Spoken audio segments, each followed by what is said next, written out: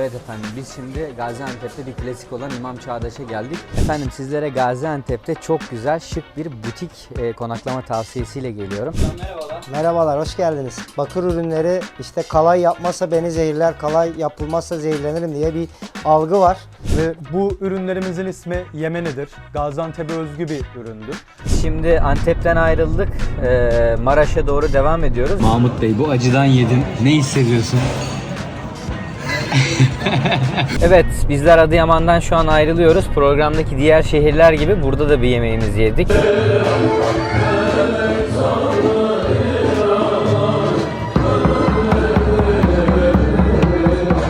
Konaklayacağımız otel daha önce papazın evi olarak kullanılıyormuş ve Mahmut'a da papazın odasını verdik. Tamam, plan bende. Şu çayı için mi 45 derece sıcaklıkta bakarız. Mahmut Bey selamlar. Merhabalar Oğulcan Bey. Aracımızı kiraladık, geldik. Aynen. İlk uçuş deneyimin nasıldı? Abi ilk uçuş deneyimim güzeldi. Aynı gondola binercesine bir his oldu. Yani korkutucu bir şey değilmiş aslında. Bayağı zevkliydi. Yani bundan sonra her yere, hatta tuvalete bile uçakla gidesim geldi. O kadar rahattı benim için. Acet'i beğendin mi? Çok iyiydi. İyi, hadi gel. Sevgili arkadaşlar merhabalar. Gaziantep'e hoş geldiniz. Biz bugün biraz erken başladık çünkü Antep'ten Maraş'a, oradan Adıyaman'a, oradan da Şanlıurfa'ya geçeceğiz. Mahmut'la beraber önümüzdeki 2 gün boyunca daha önceki tanıştığımız turizm tedarikçileriyle beraber daha sonradan insanlara, müşterilerime veya sizlere tavsiye olabilecek nitelikte olan mekanları keşfedip hem bu videoda yer vermeyi planlıyorum hem de onlarla tanışmayı planlıyorum. Antep'teki ilk durağımız benim daha önceden geldiğim ve çok beğendiğim Mutfak Sanatları Merkezi MSM'nin şehir içindeki şubesi. Aynı zamanda uluslararası geçerliği olan Goy Milo rehberinde de bulunan bir mekan burası. Benim burayı çok sevmemdeki 2 tane güzel sebep var. Bunlardan bir tanesi Gaziantep'in tarihi reçetelerini yaşatan bir mekan. Hatta bu tarihten bahsederken içinde arkeolojik kazıntılarda bulunan bazı öğeler de var. Yani yemeğinizi yerken bu testileri, Roma döneminden kalan ürünleri görebiliyorsunuz. Bir diğeri de ne yazık ki etrafımızdaki bölgede ve gezeceğimiz şehirlerde iyi yemeği, iyi mekanda ve tertemiz tuvaletlerle bulabileceğiniz az sayıda tesis var. Ama MSM Mutfak Sanatları Merkezi burada bir çığır açmış diyebilirim. İçeride tertemiz bir mekan var. Sanki fine dining'i andıran bir ortamdayız. Gelin beraber içeriye bakalım.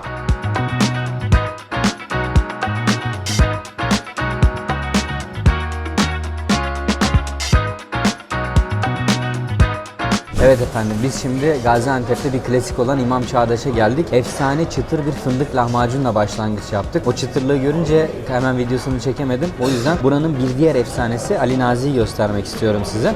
Bu arada bu 3 tabakta yarım porsiyon geldi. Biz daha fazla şey tatmak istedik lahmacunla beraber. Ali Nazi'nin yanında simit kebabımız var. Simit kebabının yanında da küşleme var. Burası baklava tatlı olarak da çok tercih ediliyor. Tatlılarda da havuç dilimi buranın en ön plana çıkan tatlılarından bir tanesi. Bu restorana biz zamanında Gökmen Sözer'in organizasyonuyla Michelin yıldızlı şeflerle gelmiştik. Dünya genelinden çok değişik bir şef kadrosu vardı. Bayılmışlardı. Özlemiştim. Hadi gel yiyelim Mahmut. Afiyet olsun. Küşlemeyle başlayacağım. Bakayım. Güzel bir kahve aslında, biliyor musun? İmam Çağdaş'ın aynı zamanda böyle bir avlusu var hemen restoranın yanında. Kalabalık yemeklerde belki şirket yemeği olabilir, bir doğum günü kutlaması olabilir. Böyle bir alanda da yemek yiyebiliyorsunuz. Biz daha önce geldiğimizde şu üst katta grubumuzla özel bir yemek almıştık. Çok tatlı bir yer. Efendim sizlere Gaziantep'te çok güzel, şık bir butik konaklama tavsiyesiyle geliyorum. Daha önce de birkaç kez konakladığım Hışvan Otel'e geldik. Hemen çok güzel bir kale manzaramız var. Kale manzarasının yanında tarihi bir butik otelde konaklıyoruz. Buranın Develik isimli çok güzel bir alanı var. Daha önce develerin bağlandığı alan olduğu için oraya Develik adını vermişler. Otelin restoranı ve aynı zamanda kahvaltının alındığı yerde Develik'ten oluşuyor. Biz şu an otelin avlusundayız. Haftanın belli günlerinde burada DJ veya canlı gitar performansları oluyor. Yine talep olduğu zaman otelin Susamhane diye bir odası var. Orada da canlı bir şekilde güzel, eğlenceli sıra geceleri düzenleniyor. Ama şu an içinde bulunduğumuz sıcak sezonda onu durdurmuşlar. Odaları avlunun çok yanında. Eğer burada bir aktivite, eğlence zamanı geliyorsanız, erken saatte uyuyacaksanız sesle alakalı ufak tefek sıkıntılar yaşayabilirsiniz. Ben daha önce konakladığımda hatırlıyorum, erken yattığımda uykuya odaklanma ile alakalı birkaç sorun yaşamıştım. Alkollü bir mekan burası. Çok da güzel bir barı da var. Gaziantep'te aradığınızı bulabileceğiniz neşeli, eğlenceli, tarihi bir mekan. Bu arada Hışvan Otel'in hemen önünde Kutniye isimli tasarım kıyafetler satan bir mağaza var. Orayı da eğer geldiğinizde merak ederseniz şöyle bir inceleyebilirsiniz. Hocam merhabalar. Merhabalar, hoş geldiniz. İsminizi öğrenebilir miyiz? İsmim Erkan. Bey, bize burayı bir tanıtabilir misiniz çok az? Tabii ki hoş geldiniz. Biz dükkanımızın ismi Bakır Home. Biz 10-12 yıldan beri Instagram'dan da hizmet veriyoruz. Gaziantep'in yerlisiyiz. Gaziantep'te bakır ürününü, eşyalarını yapan üretici firmalardan biriyiz. Genellikle insanlarımız mesela dışarıdan geldikleri zaman bakır ürünleri işte kalay yapmazsa beni zehirler, kalay yapılmazsa zehirlenirim diye bir algı var. Biz bunu %40 kırdık, %60 kaldı. Bakır insanı zehirlemez. Altınla, gümüşle aynı eşdeğer bir madendir. Paslanmayan bir madendir. Bakır insan vücuduna sağlıklıdır, faydalıdır. Zaten Gaziantep'te meşhur olma sebebi de el işçiliğidir. El işçiliği Gaziantep'te oyma işçilik olarak yapılır. Bakır kalın kullanılır. İnce bakır kullanmayız hiçbir zaman için ürünlerimizde. Yani bakırı insanlara kullanmayı tavsiye ediyoruz her zaman. Ondan dolayı bayağı bakırı kullanmayı tavsiye ederim. Bir de Hışvan Otel'in yakınında mutfak müzesi var. Daha önce buraya gelmiştim ama şu an vaktimiz yok. O yüzden eğer sizin seyahat planınızda vakit olursa mutfak müzesine de bir gelebilirsiniz. Hoş geldiniz. Merhabalar, hoş geldiniz. Bize biraz burayı tanıtabilir misiniz? Tabii ki. Şöyle yardımcı olayım isterseniz modellerimizin önünde. Ve bu ürünlerimizin ismi Yemenidir. Gaziantep'e özgü bir üründür. Bunların asıl kökenleri 1500 yılında Yemen kültürüne dayanır. Yemen kültüründen gelişi 1500 yılıdır. İpek yolundan yani Halep-Şam yolu üzerinden ilk bunlar Türkiye'ye girmiştir. Ve ardından bunu Antep'ten uzun bir şekilde yapan esnaflardan ve ata mirasımızı yaşatan esnaflardan birisi Yemeni Cahil Ustası olarak. Bunların özellikleri vardır. Dana, manda ve malak derisinden yapılır. Sadece yazın giyilir, kışın giyilmez. Çorapsız giyilir. Ayağınızdan çıkan tüm teremer koku yapmaz. Derilerin kendine göre özelliği vardır. İç tabanındaki mesela teremer, kenar deri ayağı serin tutar. Yüzündeki deri sıcaklık almaz. Altındaki kösele içerideki nemi ayağı şuraya hapsedip, içindeki köseleye hapsedip buradan nem yoluyla atar. Yerimiz Gaziantep'te İmam Çağdaş Restoran'la Yesemek Restoran hemen yanında. Gelirseniz burada hizmetinizde 5 tane şubemize hizmet veriyoruz. Çok teşekkür ederim. Biz şimdi Antep'ten ayrıldık. Maraş'a doğru devam ediyoruz. Yolculuktan biraz bahsetmek istiyorum. Antep-Urfa arasını birçok kez gidip geldim ve çok güzel bir otoban vardı orada. Ancak Antep-Maraş yolu, Maraş-Adıyaman yolu ve Adıyaman-Urfa yolu bu şekilde. Çoğunlukla 110 kilometre sınırı var. Hatta bazı yerlerde 70 kilometre sınırı var. Hem can güvenliği için, çünkü ne yazık ki özellikle mesela Gaziantep, Nurdağ bölgesinde ve Adıyaman, Maraş çevresinde haberlerde ben son zamanlarda çok fazla kaza duyuyorum. O yüzden özellikle Antep-Urfa arasında direkt seyahat etmiyorsanız hızınızı biraz düşürmeniz lazım. Şimdi Kahramanmaraş'a geldik. Burada Küçük Evler restoranına gidecektik. Google haritalara yazdığımızda tam buraya gösteriyordu.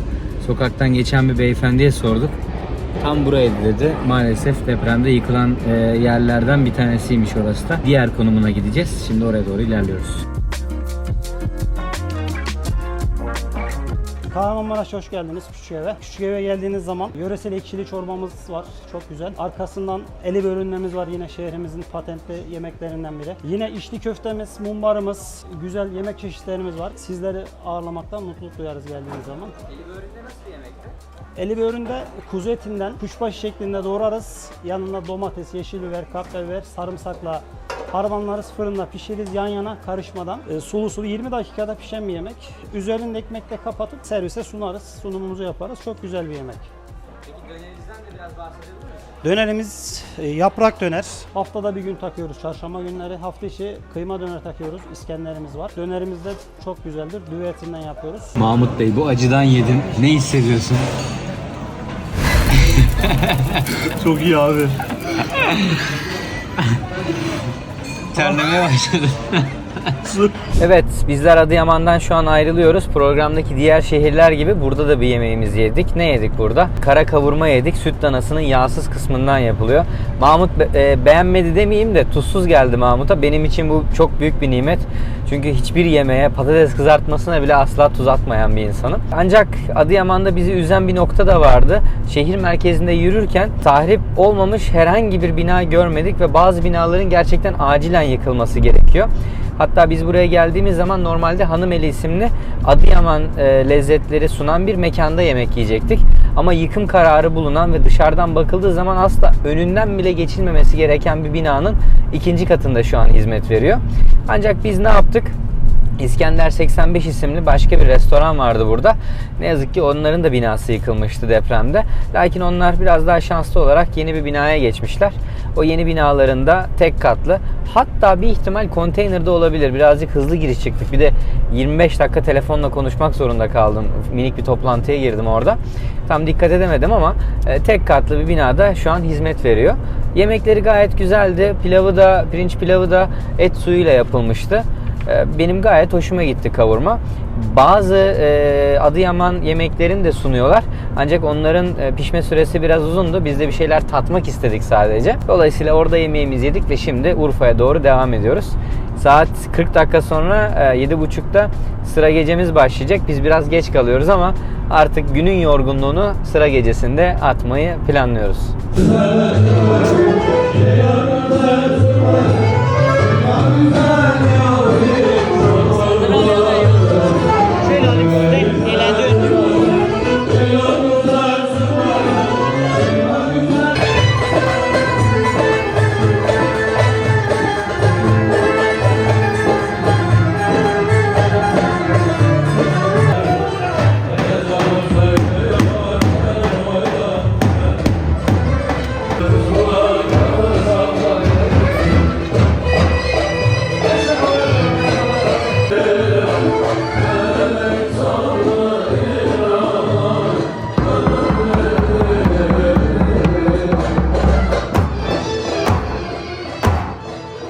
Odaya giriş yaptım. Bu arada bulunduğumuz otel, bu gece konaklayacağımız otel daha önce papazın evi olarak kullanılıyormuş. Mahmut'a da papazın odasını verdik. Benim kalacağım odada bu şekilde. Artık kontak kapama vakti. Sabah görüşürüz. Mahmut günaydın. Günaydın Olcan Bey. Nasıl uyudun? Uyku güzeldi, rahat bir uykuydu. Otel gayet serin ve güzeldi. Ama bayağı yorulmuşuz. Dünkü rota bayağı yorucuydu. Bayağı yorulmuşum derken bu masada beni 45 dakika beklettin. Sabah. Odan güzel miydi? Odam güzeldi. Papazın odasıymış. Papazları da çok severim. Aramız çok iyi onlarla. Ben hayatımda kahvaltıda ilk defa böyle patlıcan yiyeceğim bu arada. Güzel bir deneyim. Bence iyi. Ben daha önce yedim. Hadi afiyet olsun o zaman. Bugünkü plana hakim misin? Ne yapacağız? Bugünkü plana önce Göbektepe, sonra başka ne yapabiliriz? Tamam, plan bende. Şu çayı için bir 45 derece sıcaklıkta bakarız. Evet, bizim dükkanımız Balagün karşısında Göbekli Tepe İsot Sarayı. Burada 3 renk isotlarımız var. Mor, kırmızı ve siyah. Bunların ham maddesi isotur. Bildiğimiz yaş biberden yapılıyor. Renklerin farklı olma sebebi ise güneşte tuttuğumuzdan dolayı. Bir de farklı yemeklere giriyor. Siyah isot sadece çiğ köfteye girer. Bizim için renk verir, tat vermez. Yaptığımız dalda siyah isotu önermiyoruz. Bizim için renk verir, tat vermez. Onu Diyarbakır, Adıyaman, Batman tarafı kullanır. Kırmızı isot ise sulu yemeklere ve çorbalara giriyor. Siz kırmızılara pul biber diyorsunuz. Biz Urfa'da kırmızı isot diyoruz. Mor isot da Urfalıların evinde kullandığı tüm genel yemeklere. Dolma, kısır, çiğ köfte, lahmacun, bütün genel yemeklere mor isotu kullanıyoruz. Bunların acılık seviyesine gelince mor ile siyah az acılıdır. Güneşte fazla beklediği için renkleri koyulaşır, acılıkları düşer. Kırmızılara güneşin altından erken topladığımızdan dolayı kırmızılara rengi açık kalır. Kırmızılarda çok acı ve orta acı olur. Şu tarafta da salçalarımız var. Biz Urfa'da biber salçasına reçel diyoruz. Bu aslında saf güneş kurutması, zeytinyağlı biber salçasıdır. Biz Urfa'da buna reçel diyoruz. Buna reçel dememizin sebebi ise sabah kahvaltıda tükettiğimizden dolayı. Sabah kahvaltıda tava yağınızı kızartın, 2 kaşık bu reçelden atın. Hafif kızartın, yandırmayın, esmerleşmesi yeterli geliyor. Üzerine de 2 yumurta kır. Sabah kahvaltıda çok güzel oluyor. Kargo yapıyor musunuz? Türkiye'nin her yerine anlaşmalı kargomuz da var. Direkt 2 günde gönderiyoruz. Şöyle Şeyler. salçayı da göstereyim. Biber salçamız. Bu acı olanı. Biz bugün kahvaltıda bunu yumurtalı halini yedik. Bununla yapıyorlar. Aynı bundan yapıyoruz. Tabii. Çok teşekkürler. Rica ederiz.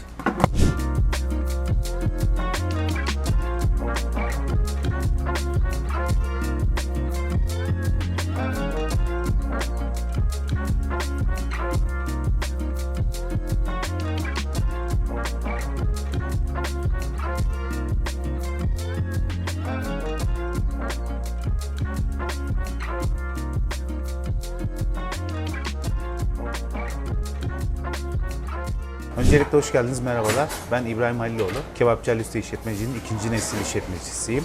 Mekanımız küşleme, simit kebabı ve kuşbaşısıyla meşhurdur.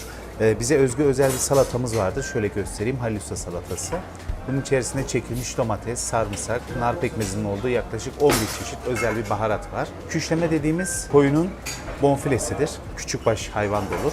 Her butta 200'er gram olmak üzere toplamda 400 gram olarak çıkar. Çok özel bir ettir. Her gelen müşterimize maalesef küşlemeyi ikram edemiyoruz. Bunun en büyük sebeplerinden birkaç tanesi herkese azar azar tadına baktırmak için. Ve şu anki gördüğümüz, bir saniye Mustafa Bey, bu Halil Usta'nın özel spesiyel karışığı. Yarım kıyma, yarım kuşbaşı, küşleme dediğimizde aslında bu etimiz. Kuzunun bonfilesi. Bu şekilde müşterilerimize ikram ediyoruz.